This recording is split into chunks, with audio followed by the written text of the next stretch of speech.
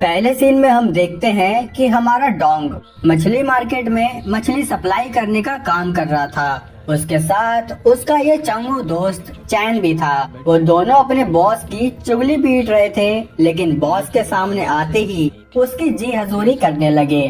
तभी डोंग को एक डीलर का फोन आया। असल में डोंग किंग क्रैब का बिजनेस करना चाहता था, जिसके लिए वो एक डीलर से मिला।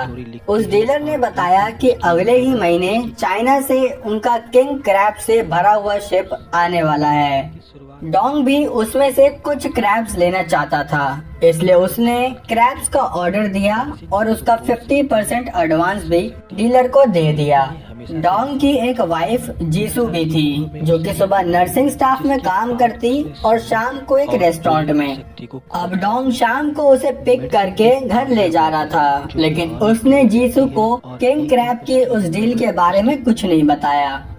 दूसरी तरफ हम कुछ गैंगस्टर्स को देखते हैं, जो कि एक आदमी से अपना उधार लेने आए थे।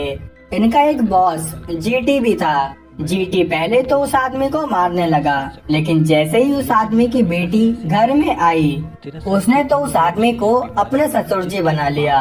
उसने कहा कि आपने बताया नहीं आपकी इतनी प्यारी बेटी है। ये कहते हुए उसने उस आदमी की नस काट दी और उसकी बेटी को किडनैप करके अपने साथ ले गया। यहाँ डोंग और जीसू घर पहुँच रहे थे कि तभी पीछे से एक कार ने उनकी कार में टक्कर मार दी और ये कार जीटी की ही थी। डोंग उस कार के पास गया और तमीज से बात करने लगा, लेकिन ड्राइवर ने उसे अपने ऑफिस का कार्ड देते हुए कहा कि इंश्योरेंस के लिए हमें फोन कर लेना। डोंग बोला कि उसके लिए हमें एक्सीडेंट रिपोर्ट करनी होगी, लेकिन फिर ड्राइवर उसे पैसे देने लगा और उसका ये तरीका जीसू को बिल्कुल अच्छा नहीं लगा। वो बाहर आई और ड्राइवर पर भड़कने लगी। ये सब कुछ जीटी कार में बैठा देख रहा था और मन ही मन वो जीसू को पसंद करने लगा। वो बाहर आया और अपने ड्राइवर को मारने लगा कि तुम्हें गलती करने के बाद पहले सॉरी कहना चाहिए था। अब उसने उन दोनों से माफी मांगी और वहाँ से निकल गया। अगले दिन डोंग को डीलर ने बताया कि किंग क्रैब वाला शिप चाइना की पेट्रोलिंग नेवी ने पकड़ लिया है और अब उस केस में प्रेसिडेंट ही कुछ कर सकते हैं। डोंग ने अपने सारे पैसे लगा के वो डील की थी, इसलिए वो टेंशन में आ गया। यहाँ जीसू को मकान मालिक ने बताया कि तुम्हारे पति ने अभी तक समय से रेंट नहीं दिया और ऐसा ही चलता रहा तो उनका डिपॉजिट भी जब्त हो जाएगा। ये सुनकर वो थोड़ा सैड हुई, लेकिन आज उसका बर्थडे भी था, इसलिए डोंग ने उसे एक रेस्टोरेंट में बुलाया, जहाँ वो उसे क्रैब सर्व करने लगा। और तब जीसू ने पूछा कि अभी तक तुमने रेंट क्यों नहीं दिया। डोंग ने गलती से कह दिया कि शिप आते ही वो रेंट चुका देगा। अब किंग क्रैब की डील वाली बात जीसू के सामने खुल गई, जिसकी वजह से उसने डोंग पर चिल्लाना शुरू कर दिया। डोंग उसे शांत करने के लिए अंदर केक लेने आया, लेकिन जब वो वापस पहुंचा तो जीसू वहां से जा चुकी थी। उसने उसे फोन भी किया, लेकिन जीसू ने उसे सिर्फ एक मैसेज भेजा कि वो कैब से घर जा रही है। अब डोंग भी घर की तरफ आने लगा, लेकिन बीच रास्ते में एक आदमी की गाड़ी खराब हो गई। यहाँ घर पर किसी ने डोरबेल बजाई। जीसू ने पूछा कि कौन है, पर किसी ने कोई जवाब नहीं दिया। और जब उसने डोर होल से देखा तो कोई अनजान उसके घर के बाहर खड़ा था। वो डोंग को फोन करने लगी, लेकिन तब तक वो लोग अंदर घुस चुके थे और जीसू को बेहोश करके अपने साथ ले गए। यहाँ डोंग जैसे तैसे घर पर पहुँचा और देखा कि सब टूटा फूटा पड़ा है, साथ ही जीसू भी गायब थी। वो जल्दी से पुलिस स्टेशन में रिपोर्ट करने पहुंचा, जहां सीसीटीवी फुटेज चेक करने से पता चला कि किसी ने सीसीटीवी कैमरा की वायर को ही कट कर दिया था, जिसकी वजह से अभी उनके पास कोई ठोस सबूत नहीं है। डोंग स्टेशन से बाहर आया कि तभी उसको किसी की कॉल आई। वो कॉल जीटी की ही थी। उसने बताया कि तुम्हारी बीवी को ले जाते वक्त मैंने तुम्हारे फ्रिज पर एक कार्ड छोड़ा था और अगर तुम्हें मुझसे बैठकर बात करनी है तो जल्दी से कार्ड पर दिए एड्रेस पर पहुंच जाओ। डोंग ने घर से वो कार्ड लिया जिस पर एक रेस्टोरेंट का एड्रेस लिखा था। रेस्टोरेंट में उसके लिए एक टेबल पहले से रिजर्व थी, जिस पर एक बैग और एक फोन भी रखा हुआ था। डोंग ने वहाँ काफी देर वेट किया, लेकिन उससे मिलने वहाँ कोई नहीं आया। तभी वहाँ रखे फोन पर किसी की कॉल आई। उसने डोंग से कहा कि तुम मछली बेचते हो ना, तो चलो तुम्हारे सामने रखे हुए बैग को खोलो। डोंग ने जब बैग खोला तो उसमें काफी सारे पैसे थे। जीटी ने कहा कि मैं तुम्हारी वाइफ को खरीद रहा हूँ। डोंग ने उससे पूछा कि हमारे साथ ऐसा क्यों कर रहे हो। तब जीटी बोला कि तुम्हारी वाइफ काफी सुंदर है, इसलिए मार्केट में मुझे उसका अच्छा दाम मिलेगा। ये कहकर उसने फोन कट कर दिया। अब डोंग उस पैसों से भरे बैग को लेकर पुलिस स्टेशन में पहुंचा। पुलिस ये जानकर हैरान थी कि किडनैपर्स ने कब से पैसे देने स्टार्ट कर दिए। डोंग समझ गया कि पुलिस इस केस को लेकर ज्यादा सीरियस नहीं है, लेकिन उन्होंने वो पैसे वाला बैग सबूत के तौर पर अपने पास ही रख लिया। जाते हुए डोंग ने स्टेशन में लगे बोर्ड पर काफी लड़कियों के मिसिंग पोस्टर देखे। वो समझ गया कि उसे ही जीसू को ढूंढना पड़ेगा। अब वो अपने बॉस के पास पहुंचा और उससे अपनी पिछली रुकी हुई सारी सैलरी मांगने लगा, लेकिन उसके बॉस ने मना करते हुए कहा कि अभी कोई सैलरी नहीं है। डोंग को हर हाल में पैसों की जरूरत थी, इसलिए उसने बॉस के गार्ड्स को ही पेलना शुरू कर दिया, जिसके बाद बॉस ने डरते हुए उसकी सैलरी उसे दे दी। अब उन पैसों से उसने एक प्राइवेट डिटेक्टिव किम को हायर किया। डोंग ने कहा कि जल्दी से उस किडनैपर की कैसी भी इंफॉर्मेशन मुझे ला कर दो। किम सबसे पहले उसी रेस्टोरेंट का सीसीटीवी फुटेज चेक करने गया, जिसमें उसे उस कार की नंबर प्लेट दिख गई, जिससे एक आदमी वो बैग और फोन रखने आया था। कार नंबर की मदद से उसने कार कंपनी से कार का रजिस्टर्ड एड्रेस भी निकलवा लिया। अब डोंग, चैन और किम तीनों उस एड्रेस पर पहुंच गए, जहां एक आदमी ने उन्हें बताया कि उसने अपनी नंबर प्लेट कुछ पैसों के लिए एक कैसीनो में बेच दी थी। उस आदमी ने कैसीनो का एड्रेस भी उन्हें दे दिया। अब इन तीनों की मंडली उस कैसीनो में पहुंच गई। उस कैसीनो की मालिक एक लेडी थी, जिसने डोंग को किसी भी आदमी की इंफॉर्मेशन देने से साफ मना कर दिया। साथ ही अपने आदमियों से बोली कि बिना खातिरदारी किए इन्हें मत जाने देना। उसके आदमियों ने किम की खातिरदारी शुरू कर दी और तब आया गेम में डोंग, जिसने इन्हें ऐसे रिटर्न गिफ्ट दिए कि जो ये अपनी कभी जिंदगी में भी नहीं भूलेंगे।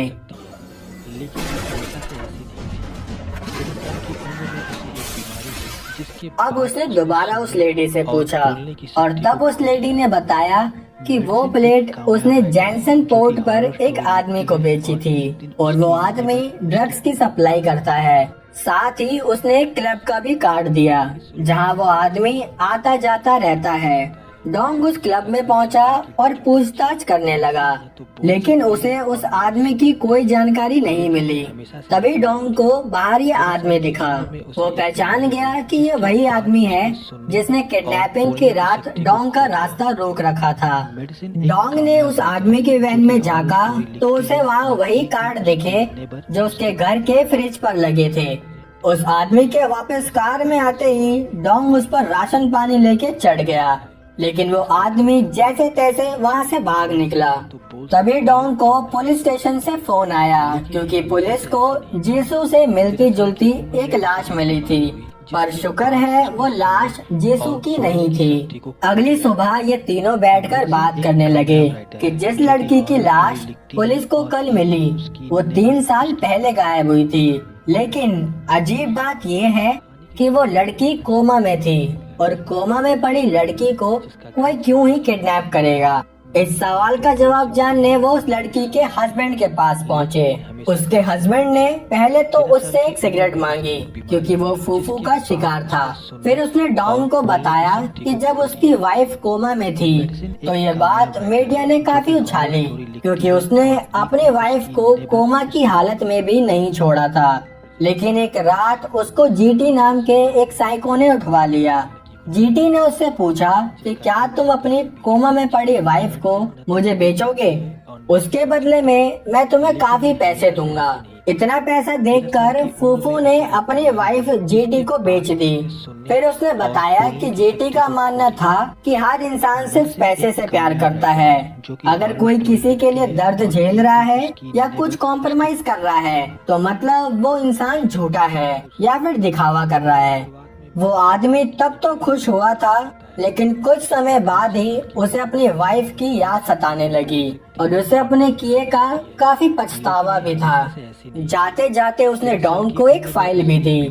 कार में आकर डॉन उस फाइल को देख रहा था और उसे उस फाइल में से एक कार्ड मिला, जो कि वही कार्ड है जो उस दिन उस ड्राइवर ने भी उसे दिया था।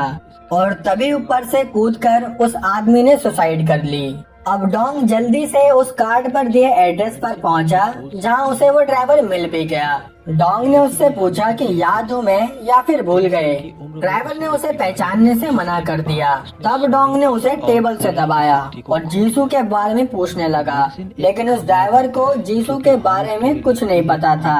पर फिर भी डॉन उस ड्राइवर को अपने साथ ले गया और इस सब पर जीटी की नजर भी थी। डॉन उस ड्राइवर को अपने अड्डे पर लाया और सावन के झूले में अटका दिया। उसने काफी हथकंडे अपनाए, लेकिन उस ड्राइवर ने अपना मुंह नहीं खोला।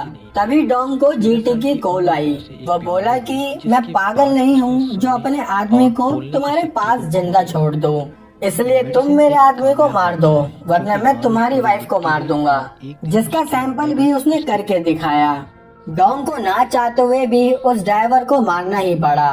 फिर जीटी ने कहा कि चलो मैं तुम्हें आखिरी मौका देता हूँ, अगर तुम मेरे दिए हुए पैसे वापस ले आए तो मैं तुम्हारी बीवी को छोड़ दूंगा। डॉन ने अपने चंगू मंगू से कहा कि इस ड्राइवर को उठा लो, क्योंकि मरते वक्त डॉन ने उसे कहा था कि तुम मरने का नाटक करो, लेकिन वो ड्राइवर उठ ही नहीं रहा था। फिर उसमें पड़ा डॉन का चाटा और तब तो अच्छे अच्छे भी उठ जाते हैं। फिर उस ड्राइवर ने बताया कि जीटी का मेन बिजनेस है प्रोस्टिट्यूशन के लिए लड़कियां सप्लाई करना। वो यंग और ब्यूटीफुल फीमेल्स को उठाकर उनके प्लास्टिक सर्जरी करा के अमीर लोगों को बेच देता है। साथ ही उनके नकली पासपोर्ट बनवा के उनकी ट्रैफिकिंग भी करता है। डॉन समझ गया कि कैसे न कैसे अब जल्दी से उसे जीसू को बचाना पड़ेगा, वरना जीटी उसे भी कहीं बेच देगा। लेकिन बचाए कैसे? जीटी का दिया हुआ पैसा तो वो पुलिस वालों ने रख लिया था। उन्होंने एक प्लान बनाया। पुलिस स्टेशन में चैन और किंग सियोल के प्रोसिक्यूटर ऑफिसर बन के चले गए। उन दोनों ने अकाउंटेंट से कहा कि हम यहाँ जीहुन किडनैपिंग केस के एविडेंस कलेक्ट करने आए हैं। अकाउंटेंट ने उन्हें वो बैग दे दिया, लेकिन जब वो जाने लगे तब उसने कहा कि क्या मैं आपका आईडी कार्ड देख सकता हूँ? ये सारी बात डॉन कार में बैठा फोन से सुन रहा था। अब इन दोनों के पास आईडी कार्ड नहीं था, तो अकाउंटेंट को उन पर शक हो गया और वो पुलिस को बुलाने लगा। डॉन को दिख रहा था कि उनका खेल बिगड़ रहा है, इसलिए उसने एक पुलिस वाले की कार में ही ब्लास्ट कर दिया, जिसकी अफरा तफरी में वो दोनों पैसों वाला बैग लेके डॉन के साथ वैन से भाग निकले। डॉन ने जीटी को फोन करके बताया कि उसने पैसे ले लिए हैं, अब बताओ आगे कहाँ मिलना है। जीटी भी सोचने लगा कि ये कैसा आदमी है यार, अपनी वाइफ के लिए इतने रिस्क ले रहा है। तब जीटी ने कहा कि एक काम करो, इतने ही बड़े धुरंधर हो ना तुम, तो चलो मुझे ढूंढ कर दिखाओ। यहाँ इस बार डॉन ने जीटी की लोकेशन ट्रेस करवा ली थी। वो उस लोकेशन में घुसा और घुसते ही प्रसाद बांटना शुरू कर दिया। उसने देखा कि सारे रूम्स खाली हैं और इस बीच वहाँ काफी गुंडे भी थे, जिसको भाई ने अपने 5 किलो के हाथ से संभाल लिया। यहाँ ये दोनों चंगू मंगू भी गुंडों से लड़ने लगे और इन लड़कियों को बचा लिया, लेकिन इन लड़कियों में जीसू गायब थी। डॉन उसे ढूंढने के लिए निकल गया कि तभी सामने से जीटी की कार आ रही थी। जीटी के आदमी ने उसे फोन पर सब बता दिया। अब जीटी जल्दी से कार को बैक करने लगा। डॉन ने उसकी कार में टक्कर ही टक्कर मारी और दोनों के बीच पकड़म पकड़ाई शुरू हो गई। डॉन उसका पीछा कर ही रहा था कि जीटी ने उसे जीसू का फेस दिखाया कि जीसू इसी कार में है, अब टक्कर मार के दिखा। डॉन जीसू को देखकर थोड़ा सावधान हो गया और जीटी की कार को ओवरटेक करने ही नहीं दे रहा था। जिस बीच उनकी कार आपस में टकरा गई। और डोंकी कार रोड के साइड में जाकर गिर गई। जीटी ने कार से एक कुल्हाड़ी निकाली और डोंग पर हमला करने चला गया। वो डोंग की कार पर हमला करने लगा, तभी डोंग ने उसके मुर्गे जैसे बाल पकड़े और अंदर खींच लिया। उसने कार को डांसिंग कार बनाकर जीटी की हालत पतली कर दी। जीटी ने सॉरी करते हुए अपना चाकू निकाल लिया। तभी डोंग ने एक गुस्से में उसके मुंह पर युगांडा का नक्शा तैयार कर दिया और अपने जीसू को बचा लिया। अब दोनों प्यार से गले लगे और कुछ दिन बाद डोंग का वो किंग क्रैब वाला शिप भी कोरिया में आ गया, जिसके बाद उसने एक रेस्टोरेंट खोला और अब तो चांदी ही चांदी थी हमारे डोनली भाई।